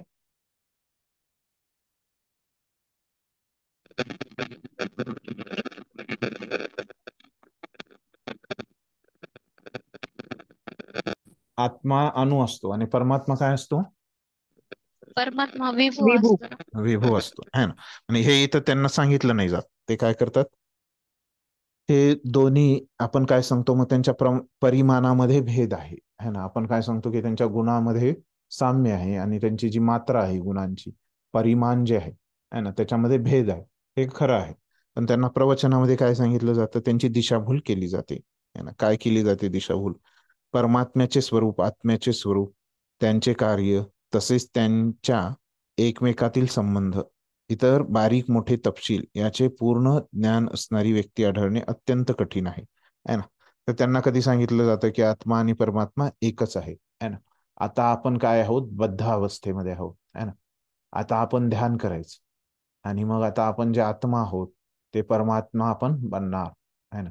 जेव्हा आपल्यामधले हे सगळे अनर्थ निघून गेले है ना, ध्यान करून, तपस्या करून है ना, मग आपल्यामधले हे सगळे अनर्थ निघून जातात आणि आपली ही जी बद्ध अवस्था आहे ती काय होते, आपण हेच पूर्णावस्थेमध्ये निर्माण होत त्याची हे बद्धावस्थेतून आपण पूर्णावस्थेमध्ये त्याचं रूपांतरण होईल आणि आपला हा आत्मा आपण काय बनू, परमात्म्यामध्ये विलीन होऊ है ना. आपण सगळे परमात्मे आहोत है ना. असे हे वेगवेगळ्या प्रकारचे, हे बरोबर ज्ञान आहे का हो? बरोबर आहे का? आत्मा परमात्मा बनू शकतो का? नाही. हा. तर हे सगळं असं त्यांचं चुकीचं ज्ञान देऊन त्यांना त्यांची दिशाभूल केलेली जाते है ना. जे लोक ऐकायला येतात कथा है ना, त्यांना पण काही फायदा होत नाही. तर आत्मज्ञानामुळे होणारा वास्तविक लाभ आणि आत्म्याचे स्वरूप विविध मार्गाने समजावून सांगणारा मनुष्य सापडणे हे त्यापेक्षाही दुस्तर आहे है ना. तर अशा प्रकारचे जे योग्य ज्ञान असणारी व्यक्ती सापडणं हे काय आहे, खूप दुर्लभ आहे, दुर्मिळ आहे, दुस्तर आहे है ना. पण जर कोणत्याही प्रकारे एखादा आत्मज्ञान जाणू शकला तर त्याचे जीवन सफल होते है ना. पण येन केन प्रकारेनं आपल्याला कसंही जर हे आत्म्याबद्दलचं जे ज्ञान आहे ते जर आपल्याला समजलं तर आपलं जीवन सफल आहे. आत्म्यासंबंधीचे ज्ञान जाणण्याचा अत्यंत सोपा मार्ग म्हणजे सर्वश्रेष्ठ प्रमाणित अधिकारी भगवान श्रीकृष्ण यांनी भगवद्गीतेत सांगितलेल्या उपदेशाच्या इतर सिद्धांतामुळे विचलित न होता स्वीकार करणे. सगळ्यात कुणाला जर आत्म्याबद्दलचं ज्ञान प्राप्त करायचे है ना, जे की खूप दुर्लभ आहे, दुस्तर आहे जे प्राप्त करणं है ना, तर अशा प्रकारचं जर ज्ञान, तर सोपी पद्धत काय आहे, तर ती भगवद्गीतेमध्ये जी भगवंतांनी सांगितलेली आहे. भगवंत काय आहेत, सर्वश्रेष्ठ प्रामाणिक अधिकारी आहे, प्रामाणित अधिकारी आहेत. तर त्यांच्याकडूनच आपण जे प्रमाणित आहे ज्ञान, अधिकारी ज्ञान, सर्वश्रेष्ठ ज्ञान आपल्याला भगवंतच देऊ शकतात. श्रीकृष्णांचा पुरुषोत्तम भगवान म्हणून स्वीकार करण्यापूर्वी मनुष्याने या जन्मात किंवा पूर्वजन्मात महान अशी तपस्या आणि त्याग करणे अत्यावश्यक आहे. पण श्रीकृष्णांवर श्रद्धा येणे, श्रीकृष्ण जे ज्ञान देत आहेत गीतेमध्ये है ना, तेच बरोबर ज्ञान आहे है ना. बाकी जे ज्ञान आहेत है ना, बाकी जे उपदेश आहेत है ना, ते फक्त विचलित करण्याकरिता बनवलेले आहे है ना, ते योग्य उपदेश नाहीयेत है ना. असं सगळ्यांची श्रद्धा, तुम्हाला पण प्रश्न पडतो है ना, हे सगळे लोक गीतेवर का विश्वास नाही ठेवत है ना. आपण तर यांना सांगतो पण हे लोक ऐकत का नाहीत की भगवंतांनी एवढ्या सोप्या शब्दात सांगितले है ना, आपण शरीर नसून आपण आत्मा आहे. त्याच्यावर सगळ्या लोकांचा विश्वास का येत नाही? का येत नाही? कारण त्या लोकांनी काय केलं नाहीये, या जन्मात किंवा पूर्वजन्मात तपस्या आणि त्याग करावा लागतो. ह्या ज्ञानावर विश्वास सगळ्यांचा येत नाही, कारण सगळ्या लोकांनी काय काय केलं नाहीये, त्या प्रकारची तपस्या आणि त्याग त्यांनी केलेला नाहीये. त्याच्या प्रकारची जी आपण ह्याला सुकृती म्हणतो है ना, त्याला सोपं नाव काय आहे, सुकृती, त्या लोकांकडे नाहीये. त्याच्यामुळे काय आहे, सगळ्याच लोकांचा ह्याच्यावर विश्वास येत नाही है ना, की भगवंतांनी जे ज्ञान इथं दिलंय है ना, तेच योग्य ज्ञान आहे है ना. परंतु श्रीकृष्णांना याप्रमाणे जाणणे केवळ शुद्ध भक्तांच्या अहेतुक कृपेने शक्य आहे आणि अन्य कोणत्याही उपायाने नाही. तर अशी जे तपस्या आहे, त्याग आहे है ना, तर हे तर आपण केलं तर आपल्याला समजेल. पण आणखीन एक मार्ग आहे है ना, की ज्या मार्गाने आपण ह्याच्यावर विश्वास ठेवू शकतो है ना. तो मार्ग कोणता आहे? भक्तांच्या कृपेमुळे आहे ना. भक्त जेव्हा आपल्यासाठी प्रार्थना करतात आहे ना,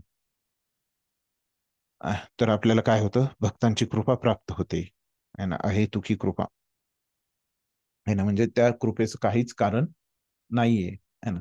अशा प्रकारची कृपा आपल्याला प्राप्त होते है ना. आणि त्यामुळे काय होतं? आपल्याला हे ज्ञान प्राप्त होतं.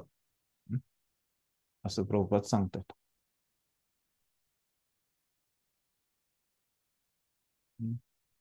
आता हे जे एवढं सांगितलं भगवंत कुठून पासून सांगताय? तो 11व्या श्लोकापासून हे आत्म्याबद्दलच सांगताय है ना. आत्मा आणि शरीर है ना, ह्याच्यावर वेगवेगळ्या पद्धतीनं भगवंतांनी सांगितलं. वेगवेगळे तत्वज्ञान सांगितले, आपलं वैदिक तत्वज्ञान सांगितलं, वैदिक संस्कृती सांगितली. हे सगळं सांगितल्यावर आता 30व्या श्लोकामध्ये काय करतायत भगवंत? हे सगळं जे आतापर्यंत चर्चा केली है ना, त्याचा निष्कर्ष देत आहेत. काय आपण चर्चा केली ते बघूया आता भगवंत काय निष्कर्ष देत आहेत ते. तर श्लोक असा आहे, देही नित्यम अवध्योयम देहे सर्वस्य भारत तस्मात् सर्वाणि भूतानि न त्वं शोचितुमर्हसि. तर काय म्हणताय? देही नित्यम अवध्य है ना. हे भरतवंशजा है ना, भारत असं म्हटलं, या देहामध्ये जो वास करतो त्याचा कधीच वध होऊ शकत नाही है ना. या देहामध्ये जो वास करतो है ना, म्हणून कोणत्याही प्राणी मात्रासाठी तू शोक करण्याची आवश्यकता नाही है ना. हे निष्कर्ष आहे. तर भगवंतांच्या शब्दांमध्ये हा निष्कर्ष काय? की आपल्या शरीरामध्ये है ना, म्हणजे काय हो, देहामध्ये जो वास करतो है ना, वास करतो म्हणजे जो राहतो है ना. राहणे म्हणजे वास करणे म्हणजे राहणे है ना. त्याचा कधीच वध होत नाही है ना. वध होत नाही म्हणजे त्याला कोणीच मारू शकत नाही है ना. म्हणून कोणत्याही प्राणी मात्रांसाठी तू शोक करण्याची आवश्यकता नाही. त्याच्यामुळे तू कोणत्याही प्राणी मात्राबद्दल, जीवात्म्याबद्दल तू शोक करण्याची बिलकुल गरज नाहीये, असं ते अर्जुनाला सांगते. ह्याच्यासाठी त्यांनी हे शरीर आणि आत्म्यामधला फरक सांगितला. आता त्यांनी पूर्ण निष्कर्ष दिला. तर कोण राहतं हो शरीरामध्ये ज्याचा वध होत नाही? असं कोण आहे? आत्मा. आत्मा है ना, बरोबर. तर ते आत्म्याचा वध होत नाही म्हणजे काय? त्या आत्मा कधीच नष्ट नाही होत है ना. तो कसा आहे? शाश्वत आहे. त्याच्यामध्ये काहीच बदल होत नाही, काहीच विकार येत नाही. तो कधी आजारी पडत नाही किंवा काही होत नाही त्याला. तो त्याच्यात काहीच कमी होत नाही. तो अव्यय आहे. त्याला पाण्याने भिजवू नाही शकत, आगीने त्याला जाळू नाही शकत, वायूने त्याला आपण सुकवू नाही शकत. असा तो आत्मा आहे. ते शोक करण्याची त्याच्याबद्दल काहीच गरज नाही. ठीक आहे, वाचत तात्पर्य कोणी? हरे कृष्ण वाचू का प्रभू? दंडवत. हा वाच वाच. तात्पर्य श्रील प्रभुपाद द्वारा श्रील प्रभुपाद की जय. भगवान श्रीकृष्ण आता अविकारी आत्म्याबद्दलच्या उपदेशाचा शेवट करतात. अमर आत्म्याचे अनेक प्रकारे वर्णन केल्यानंतर भगवान श्रीकृष्ण ठामपणे सिद्ध करतात की आत्मा हा अमर आहे आणि शरीर हे क्षणिक आहे. यासाठीच आपले पितामह भीष्म आणि गुरु द्रोण यांची हत्या होईल. म्हणून क्षत्रिय या नात्याने अर्जुनाने युद्ध कर्तव्याचा त्याग करणे योग्य नाही.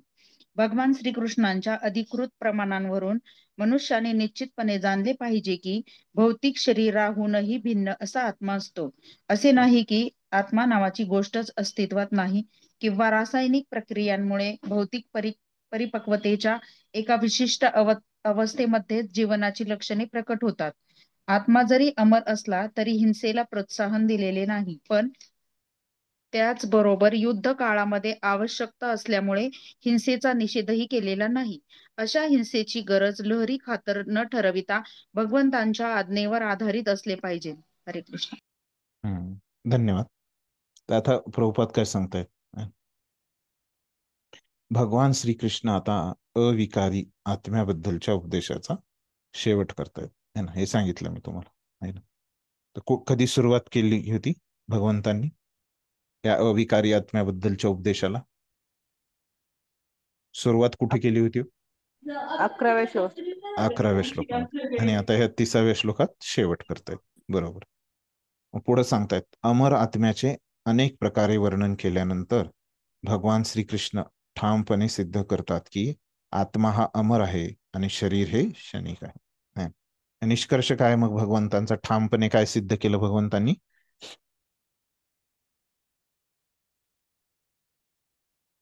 आत्मा अमर आहे, शरीर क्षणिक आहे.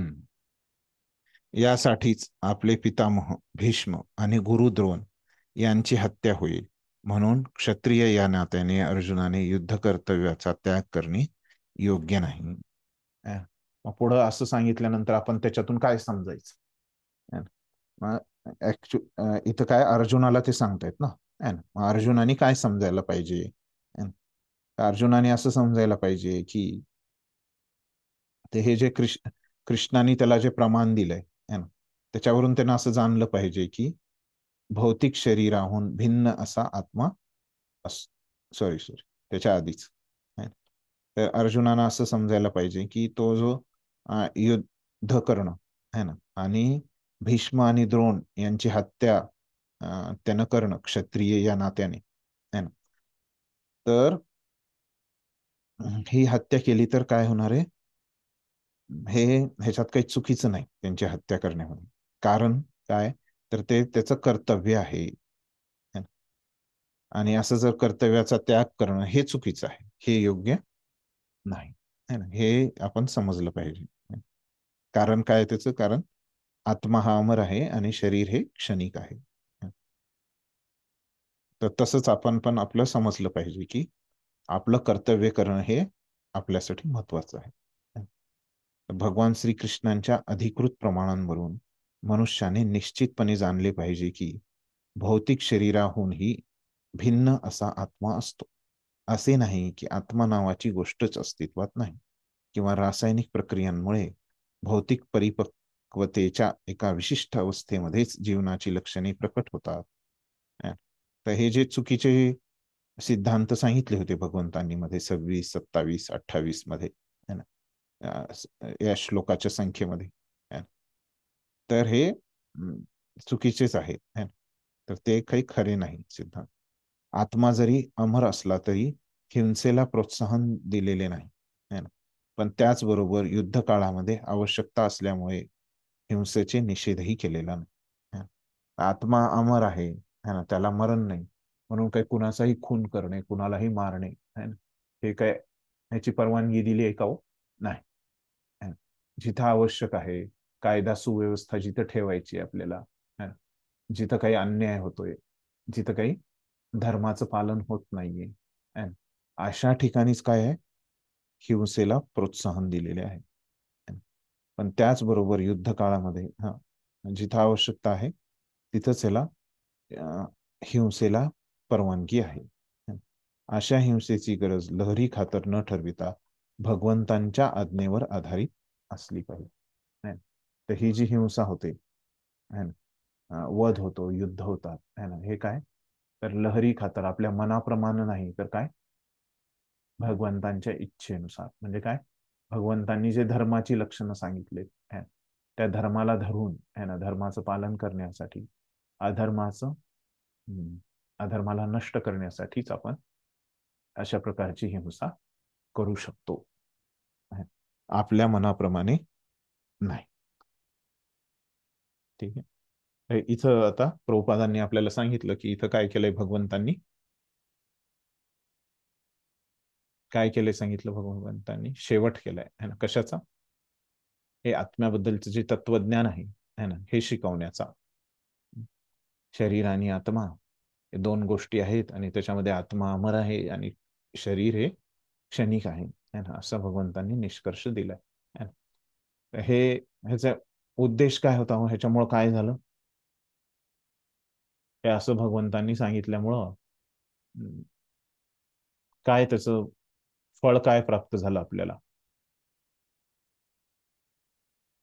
आत्मा हा शाश्वत आहे आणि शरीर हे क्षणिक आहे, है ना? हे जे सांगितलं भगवंतांनी, त्याच्यामुळे लाभ काय हो आपल्याला आपल्या जीवनामध्ये?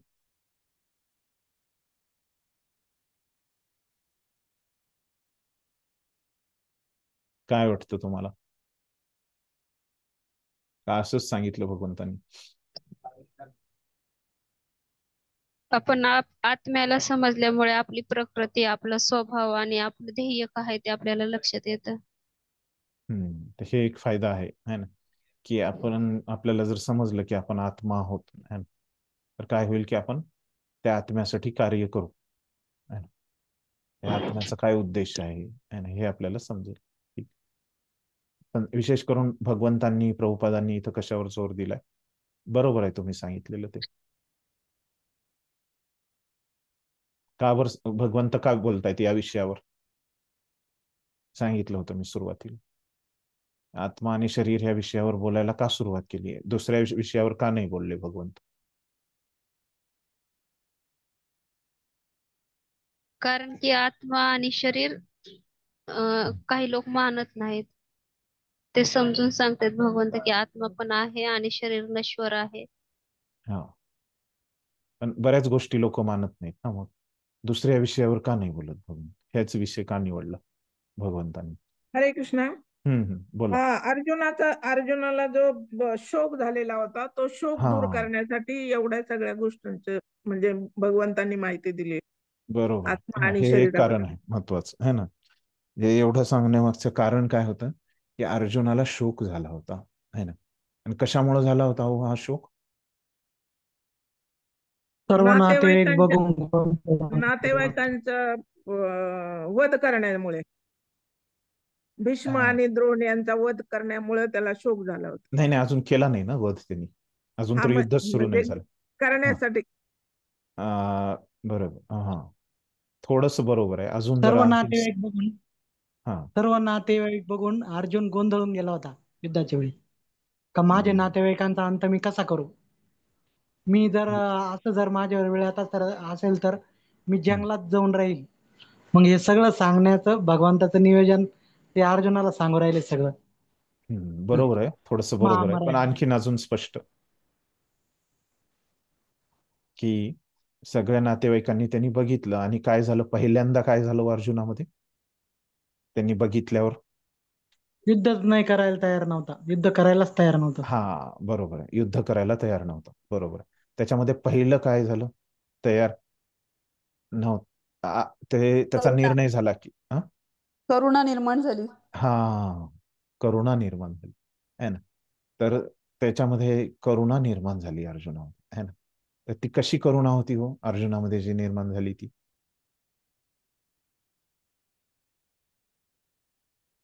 सर्व करुणा. नातेवाईक आहेत, सर्व नातेवाईक आहेत. आजोबा असं करुणा किती प्रकारची असते? ब्लड रिलेशन, ब्लड रिलेशन मधल्या व्यक्तींचा मी कसं काय वध करू शकतो असं ते भगवंताला बोलले. बरोबर आहे, ते बोललेतच. आता हे करुणेच्या संदर्भामध्ये आपण विचार करतोय, है ना. अर्जुनाला ही जी करुणा उत्पन्न झाली, आता तुम्ही सांगितलं सगळ्यांनी की कुणाबद्दल उत्पन्न झाली? त्याच्या नातेवाईकांबद्दल. नातेवाईकांबद्दल.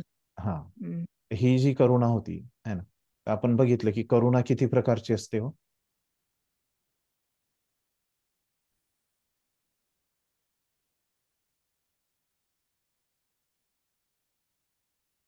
किती प्रकारची असते करुणा? बर, ठीक आहे. अर्जुनाला ही जी करुणा उत्पन्न झाली त्याच्या नातेवाईकाबद्दल, ही कोणत्या प्रकारची होती करुणा? कसली होती करुणा? भौतिक भौतिक भौतिक करुणा होती. शरीराबद्दल. बरोबर आहे ना, त्यांच्या शरीराबद्दलची करुणा होती, हे बरोबर आहे ना.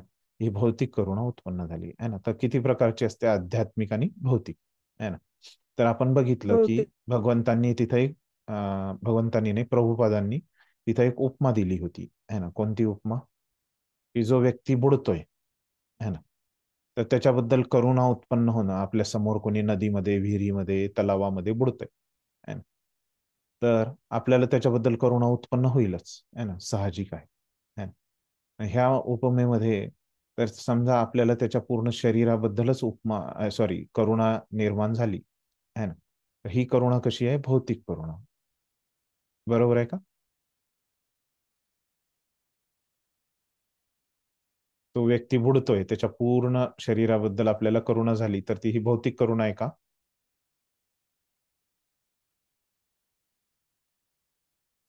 नाही, आहे ना. तर ही आध्यात्मिक करुणासारखं आहे ना. तर त्याच्या जर समजा आपल्याला कपड्याबद्दलच जर करुणा निर्माण झाली, आहे ना, ती कशी आहे? ती भौतिक ती आहे. भौतिक आहे. हा, भौतिक करुणा आहे ना, ती बोलणारे. भौतिक करुणा आहे. तर तसंच आता जो व्यक्ती आहे, तर अर्जुन त्यांच्यावर करुणा दाखवतोय, आहे ना. ती करुणा कशी आहे? त्यांच्या शरीराबद्दलची करुणा आहे. म्हणजे ती काय भगवंतांना शरीराबद्दल. दाखवायचंय? तर त्याच्याबद्दल तू शोक करू नकोस. ह्या करुणेमुळे जो अर्जुनाला शोक होतोय, आहे ना, ते कशामुळे होतंय? ती अर्जुनाची जी करुणा आहे ती कशाबद्दल आहे? त्यांच्या शरीराबद्दल आहे ना. कारण त्यांचं शरीर नष्ट होणार आहे. युद्ध जर झालं, काय होणार आहे? त्यांचा मृत्यू होणार आहे ना. आणि त्यांचं हे शरीर नष्ट होणार आहे. त्याच्यामुळे अर्जुन जो इथं पहिला जो कारण अर्जुनाने दिलं, काय दिलं? की त्याची जी करुणा होती आणि त्याच्यामुळे तो होता की मी आता युद्ध करणार नाही, है ना. तर भगवंतांनी आता जे त्याचं पहिलं कारण होतं, त्या कारणाचं इथं उत्तर दिलंय, है ना. बाबा, तुला करुणा झाली, पण ती कशी आहे? तुझी करुणा भौतिक स्तरावर आहे ना. तर आध्यात्मिक स्तरावर आत्मा हा कधी नष्टच होत नाही, है ना. त्याच्यामुळं तुझं जे पहिलं कारण होतं, है ना, ते चुकीचं आहे. ते ठीक समजून घे, है ना. तुला काय? शरीरावर नाही, तर आत्म्यावर त्यांच्या करुणा दाखवायची आहे ना. त्याच्यामुळं तू जर म्हणत होतास हे कारण देऊन की युद्ध मी नाही करणार, है ना, ते कारण चुकीचं आहे ना. हे भगवंतांनी काय केलं आता? एकदम सिद्ध केलं, स्पष्ट केलं एकदम. भगवंतांनी 20 श्लोक बोलले त्याच्यावर. मी सांगितलं तुझी जी करुणा आहे ती चुकीची करुणा आहे. ठीक आहे. इथं जे अर्जुनाचा प्रश्न आहे, सॉरी, अर्जुनाचं पहिलं कारण आहे, ते भगवंतांनी इथं काय केलंय? खंडित केलेलं आहे पूर्ण. समजलं की का बरं भगवंतांनी हे तत्वज्ञान सांगितलं आहे ना, आणि कशामुळं सांगितलं? ठीक आहे. एवढं समजलं सगळ्यांना? हे जरी हे तुम्हाला थोडंसं अवघड वाटलं तरी आत्ता मी हे जे 2 मिनिटांमध्ये सांगितले आहे ना, हे जरी तुम्हाला समजलं की का बरं भगवंत इथं बोलतायत, है ना, तरी हे तुम्हाला तुमच्या जीवनामध्ये उतरवण्यासाठी आवश्यक आहे. ते जर तुम्ही समजून घेतलं तर खूप आवश्यक आहे, हे चांगलं आहे. पण समजा ते काही अवघड विषय असल्यामुळे काही जणांना समजत नाही. एवढं जरी तुम्ही समजलं तर ठीक आहे, हे काम चालण्यासारखं आहे. तर पूर्ण आपल्या समजण्या प्रिय हा, आपल्या प्रियजनांना कसं मारायचं ह्या प्रश्नाचं खंडन आहे ना प्रभूजी हे?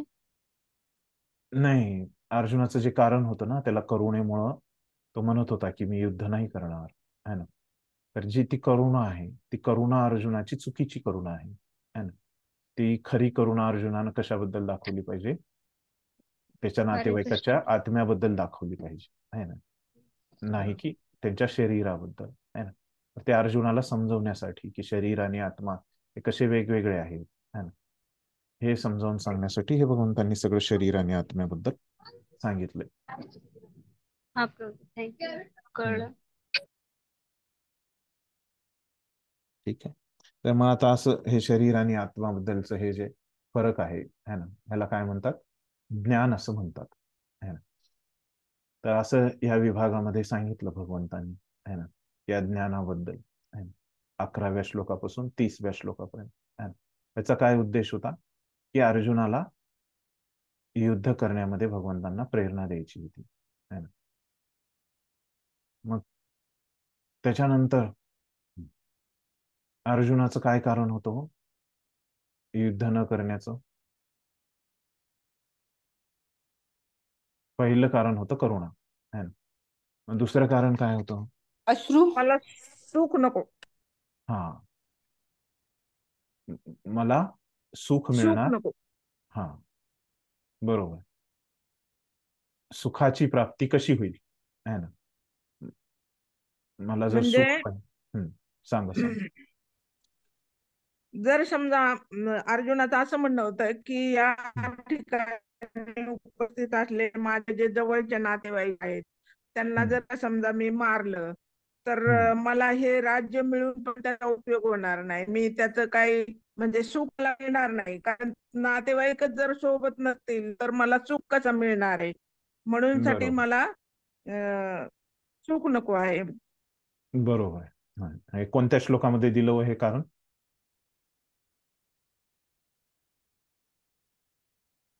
श्लोक संख्या काय होती जिथं हे अर्जुनाने हे कारण दिलं ते? पहिल्या अध्यायातले 31 ते 35 है ना. आणि करुणेचं जे सांगितलं है ना ते किती होते? 28 ते 30 है ना. हे 31 ते 35 मध्ये अर्जुनाने काय केलेलं आहे? दुसरं कारण दिलेलं आहे. आणि मग तिसरं कारण काय दिलं मग अर्जुनाने युद्ध न करण्याचं? पाप लागेल आणि वंश परंपरा नष्ट होईल. बरोबर. हे तिसरं आणि चौथं कारण तुम्ही एकदाच सांगितलं आहे ना. तर तिसरं कारण जे आहे ते काय, की मला भीती वाटते, मला पाप लागेल याची मला भीती वाटते, असं कारण आहे तिसरं कारण. बरोबर. आणि जे वंश परंपरेचं जे कारण आहे ते चौथं कारण आहे. हे तिसरं कारण जे आहे ते कोणत्या श्लोकामध्ये सांगितलं अर्जुनाने? श्लोक संख्या किती होती? 36 to 38. हा बरोबर. 36व्या श्लोकापासून 38व्या श्लोकापर्यंत हे सांगितलं भगवंताने. ठीक, एवढं स्पष्ट आहे सगळ्यांना. तर आता आपले आचार्य काय म्हणतायत की आता पहिल्या कारणाचं तर त्यांनी इथं उत्तर दिलेलं आहे है ना, की तुझी जी करुणा आहे है ना ती योग्य ठिकाणी दाखव, असं त्याला उत्तर दिलेलं आहे या विभागाच्या माध्यमातून है ना. दुसऱ्या अध्यायाच्या 11व्या श्लोक ते 30व्या श्लोकाच्या माध्यमातून हे उत्तर दिलेलं आहे. आता हे जे अर्जुनाचं दुसरं कारण आहे है ना आणि तिसरं कारण आहे है ना, की मला कसं सुख मिळणार नाही है ना मी जर माझ्या नातेवाईकांना मारलं तर है ना. आणि तिसरं कारण काय, की मला पाप माझ्या हातातून घडेल ह्याची भीती वाटते है ना. ही जी दोन कारणं दिली है ना, ह्या दोन कारणाचं उत्तर देण्यासाठी है ना भगवंतांनी काय दोन कारणाचं एकत्रित असं उत्तर दिलेलं आहे है ना पुढच्या 8 श्लोकांमध्ये है ना, असं आपले आचार्य सांगतात है ना. आता पहिल्या कारणाचं भगवंतांनी खंडन केल्यानंतर आता काय करतायत भगवंत? दुसऱ्या आणि तिसऱ्या कारणाचं है ना खंडन इथं भगवंत करत आहेत है ना पुढच्या 8 श्लोकामध्ये. आणि आणखीन सांगतात की आता या 11 ते 30 है ना या श्लोकामध्ये भगवंतांनी काय केलं, असं विस्तृत असं विश्लेषण केलेलं आहे है ना. शरीर आणि आत्मा हे कसे वेगवेगळे आहेत आणि कसं आत्मा शाश्वत आहे, शरीर नश्वर आहे है ना. ही जी सगळी भगवंतांची जी वर्णन करण्याची जी शैली आहे है ना त्याला काय म्हटलं जातं? ज्ञान शैली है ना. तर ज्ञान आहे हे है ना. शरीर आणि आत्म्यामधलं जे अंतर आहे हे जाणणं म्हणजेच काय आहे? ज्ञान आहे. हे सांगितल्यानंतर है ना त्याच्यापेक्षा या ज्ञान शैलीच्या आणखीन ते भगवंतांना असं वाटतं की अर्जुनाला ते समजलेलं नाहीये है ना. समजलं असतं तर तो युद्ध करायला लगेच तयार झाला असता. तर त्याच्यापेक्षा आणखीन खालच्या स्तरावरचं भगवंत काय स्पष्टीकरण देत आहेत है ना. हे थोडंसं असं अवघड असं स्पष्टीकरण होतं है ना. त्याच्यापेक्षा आणखीन थोडंसं असं का सोपं असं स्पष्टीकरण भगवंत देत आहेत पुढच्या 8 श्लोकामध्ये. आणि काय करतायत ते सिद्ध करतायत है ना. काय सिद्ध करतायत की हे अर्जुनाचं दुसरं आणि तिसरं कारण है ना याचं खंडन कसं करायचं है ना हे ते सिद्ध करतायत है ना, किंवा खंडन करतायत. सिद्ध करण्यात म्हणण्यापेक्षा दुसऱ्या आणि तिसऱ्या जसं पहिल्या कारणाचं त्यांनी खंडन केलं तसंच दुसऱ्या आणि तिसऱ्या कारणाचं एकत्रितपणेच इथं खंडन करतायत पुढच्या 8 श्लोकामध्ये. ठीक, एवढं समजलं सगळ्यांना इथपर्यंत की काय सांगितलं भगवंत आणि ते पुढं काय सांगणार आहेत 8 श्लोकामध्ये ते मी सांगितलं तुम्हाला. एवढं सगळ्यांना समजलं? असं कोणी आहे ज्याला हे नाही समजलं ते? ठीक आहे, आपण पुढे जाऊया. एक श्लोक आपण बघूया. तर आता मग कोणता विभाग सुरू करतायत 31व्या श्लोकापासून भगवंत? कोणी सांगा तुमच्यापैकी.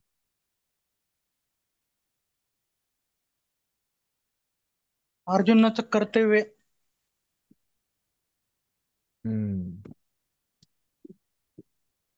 अर्जुनाचं तर कर्तव्य आहे, पण विशेष आपण बघितलं की त्याच्या कोणत्या कारणाचं खंडन करण्याचा विभाग चालू करतोय? युद्ध न करण्याचा. हा, कोणते 2 कारणाचं आता उत्तर मिळणार आहे?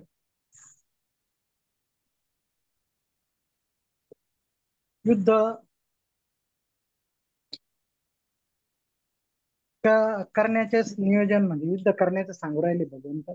हा, युद्ध युद्ध करणे केल्यानंतर बरोबर आहे, पण अर्जुनानं जसं सांगितलं युद्ध न करण्याचं, त्यानं सांगितलं ना जे कारण दिले, त्या कोणत्या 2 कारणाचं खंडन करणार आहेत आता भगवंत इथून पुढं? युद्ध झाल्यानंतर युद्ध झाल्यानंतर म्हणजे जरी तू मारला गेला तरी तू मोक्ष प्राप्तीसाठी जाशील, आणि तू मारलं तरी तू तुझं कर्तव्य करशील तू, नाही तरी ते तुला तर आहे, मोक्ष इथं तर आहे. पण ते तर तुम्ही ह्या श्लोकामध्ये काय सांगितलं हे सांगताय. पण इथं काय की अर्जुनानं जे कारण दिली होती की मला सुख प्राप्त होणार नाही आणि मला पाप कर्माची भीती वाटते है ना, ह्या कारणाचं उत्तर देण्यासाठी आता हा विभाग बोलतायत भगवंत, है ना. हरे कृष्ण. तर आता मग आपण बघूया काय त्याच्यामधला पहिला श्लोक आपण घेऊया. स्वधर्मम अपि चावेक्ष न विकंपितुम अर्हसि धर्माद्धि युद्धाश्रयोन्य धर्माधि युद्धाश्रयोन्य क्षत्रियस्य न विद्यते. तर